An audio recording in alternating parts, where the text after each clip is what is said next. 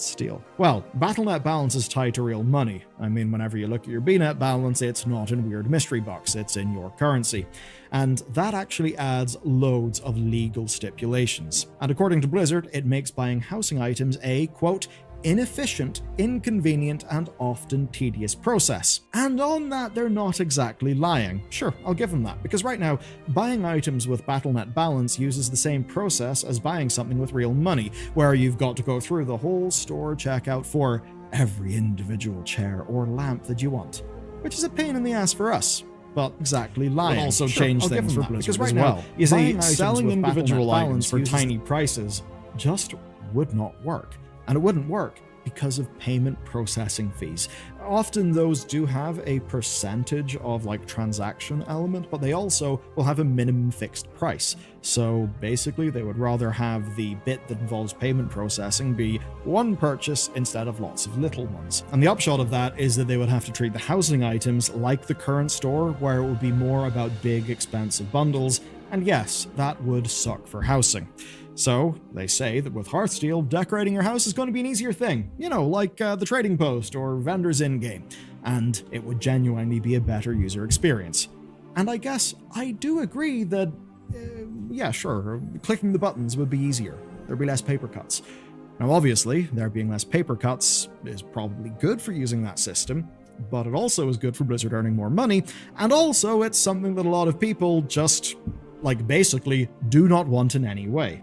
So, should we still be frustrated about Hearthsteel? Well, without it, I think it is true that the user experience would kind of suck. That's for some regulatory reasons, like whenever you're a one-to-one real currency thing, and also just how the store currently works, and some of the financial stuff, right, with the payment processing fees.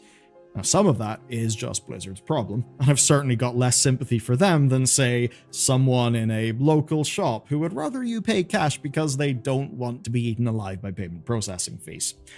But, you know, there is bad in this, because adding it gives Blizzard the power to abuse it. It is a dark pattern. Even if implemented carefully, it will make people spend more money, which is, you know, quite obviously like their end goal. It's just that the more that spending is obfuscated from real money, and the more, you know, other little bad patterns come in, well, the worse it is psychologically, and it begins to feel like it's combative with the audience, like it's Blizzard trying to, you know, weaponize your psychology to get more money, which certainly is a lot less straightforward than just, hello, we have a video game, it's $15 a month. Nice and simple, everyone's incentives are aligned.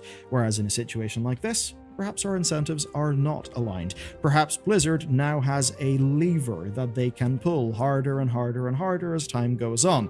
The question is, will they have the restraint to, yes, do this system which we don't like, but do it in a way that is not typical of the worst of gaming?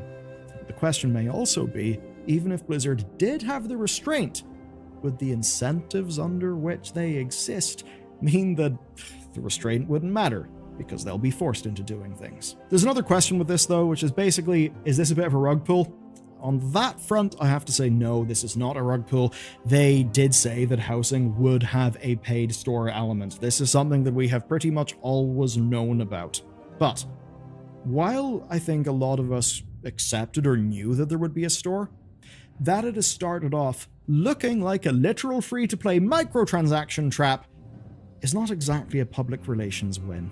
So Hearthsteel is a double-edged sword. Yes, it does solve some real-world problems, but it does that at a cost. Now, there has been a saving grace here, and that is that Blizzard has been transparent with us. That's the right thing to do, and the reason why being transparent is good is because it actually gives us ammo that we can use against them if they go against what they've said, if they step too far into the more manipulative side of things. Because then that would turn the story away from, oh, grumbly players are grumbling, to, we said we would not do something, then we did it and people have noticed, which I think is a far more compelling narrative for actually effectuating change, should the worst come to pass. And in terms of metrics, Blizzard said that the ratio of mounts available in World of Warcraft to mounts that are on the store should be a good, kind of like, a good number, a good thing to think about when we try to consider how many Hearthsteel paid items there will be versus just regular housing items. Now, what I would say is, Blizzard,